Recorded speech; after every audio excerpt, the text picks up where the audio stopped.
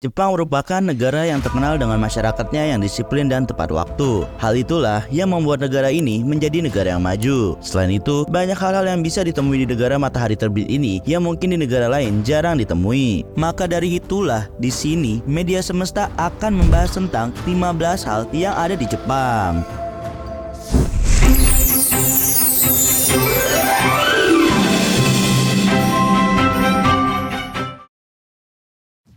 Pertama, mesin penjual otomatis. Kalau kalian pergi ke Jepang, maka kalian akan menemukan banyak mesin penjual otomatis. Yang paling banyak ditemui adalah mesin penjual otomatis minuman, tetapi tidak jarang juga ditemui mesin penjual otomatis untuk makanan hangat, permen, es krim, rokok, buku, koran, payung, dan bahkan barang-barang dewasa. Berdasarkan hasil investigasi, jumlah mesin penjual otomatis di Jepang sekitar 4 jutaan lebih dan didominasi oleh mesin penjual otomatis minuman. Wah, banyak juga ya. Kedua, toilet yang sangat canggih. Teknologi Jepang memang sudah tidak diragukan lagi soal kecanggihannya. Kecanggihannya itu sampai ke toiletnya juga loh. Pasalnya, toilet di Jepang memiliki banyak fitur, sehingga kalau kalian menggunakan toilet Jepang akan banyak tombol yang tersedia. Di antaranya adalah fitur semprotan air hangat untuk area sensitif, penghilang bau, pengering, musik, dan masih banyak lagi. Wah, kalau gitu fasilitasnya sih bikin betah ya. Ketiga, papan nama di depan rumah. Kalau biasanya di Indonesia atau di negara-negara lain, depan rumahnya adalah nomor rumahnya saja. Beda halnya di Jepang, yang depan rumahnya terdapat papan nama. Hal itu mereka lakukan karena mereka ingin memberitahu tetangganya kalau itu adalah tempat tinggal mereka. Wah, unik banget ya sedetail itu dong. 4. Hotel kapsul. Kalau di Indonesia, konsep hotel kapsul mungkin baru-baru ini ada dan masih jarang. Tapi kalau di Jepang, hal ini sudah ada sejak 1970-an loh. Hal ini bermula dari arsitek bernama Kisho Kurokawa merancang hotel kapsul pertama untuk Osaka World Fair tahun 1970. Mulai dari situlah bermunculan konsep hotel kapsul. Biasanya wisatawan asing suka menginap di hotel seperti itu karena lebih murah dan aman juga.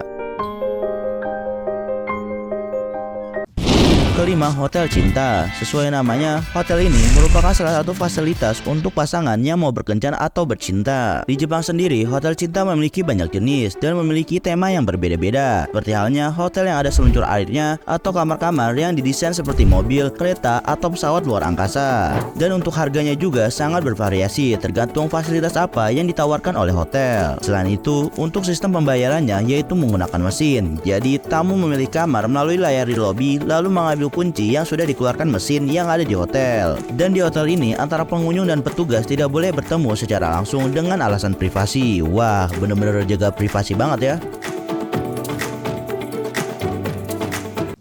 Keenam, banyak tisu gratis dibagikan di jalanan. Kalau kalian menyusuri negara ini, maka kalian akan menemukan orang yang membagi-bagikan tisu saku. Hal ini ternyata ada tujuannya loh, yaitu untuk media pengelakatan perusahaan yang sedang memasarkan produknya. Nantinya, di kemasan tisu itu akan ada gambar perusahaan ataupun produk yang dipasarkan. Dengan begitu, maka perusahaan akan mudah mengenalkan produk ke orang-orang. Karena hal itulah membuat produksi tisu di Jepang mencapai 5 miliar bungkus per tahun dan senilai hampir 100 miliar yen. Wah, lumayan banget ya dapat tisu gratis. 7. Menemukan orang menggunakan masker.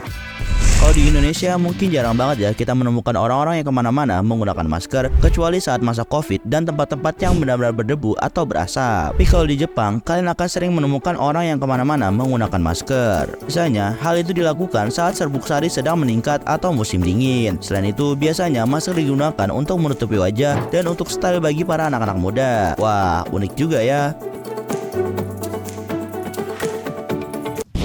8. Handuk basah. Kalau pergi ke restoran makanan di Jepang, pasti akan diberikan handuk basah yang disebut oshibori. Oshibori merupakan kain yang dibuat sedikit lembab agar para pengunjung restoran bisa menikmati makanan secara higienis. Selain itu, memberikan oshibori merupakan salah satu simbol keramahan di Jepang. Kesembilan, parkir bertingkat. Bukan parkiran bertingkat biasa yang ada di Jepang ini, karena parkiran bertingkat yang ada di Jepang itu dioperasikan menggunakan mesin. Fasilitas itu dibuat dikarenakan negara Jepang merupakan salah satu negara yang sempit apalagi di perkotaannya. Maka dari itulah dibuat parkiran bertingkat menggunakan mesin. Wah, canggih juga ya, jadi nggak perlu lahan banyak. 10. Tas Randoseru.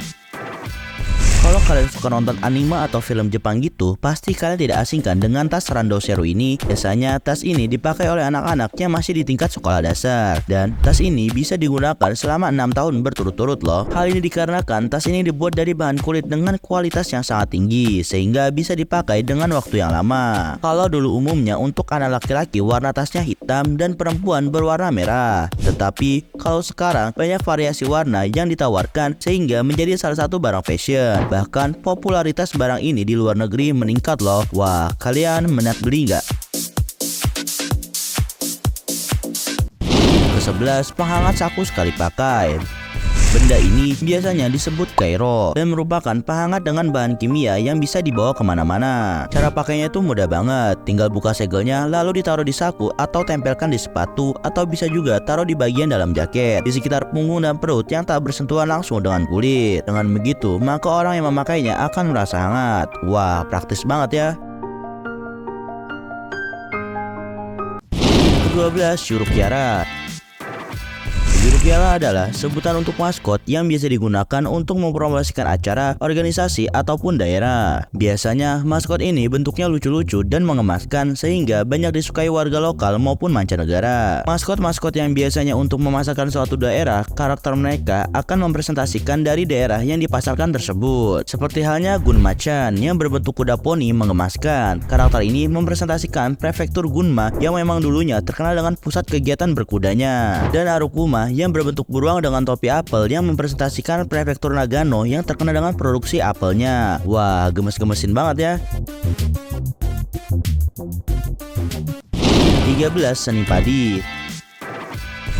Seni ini adalah seni yang dibuat dengan memilih berbagai macam jenis padi untuk menghasilkan karya yang besar. Seni ini diawali oleh Hinaka Date di prefektur Aomori pada tahun 1993 untuk merevitalisasi kota, dan kini seni padi sudah dilakukan di hampir 100 tempat. Wah, keren juga ya. 14. Semangka kotak.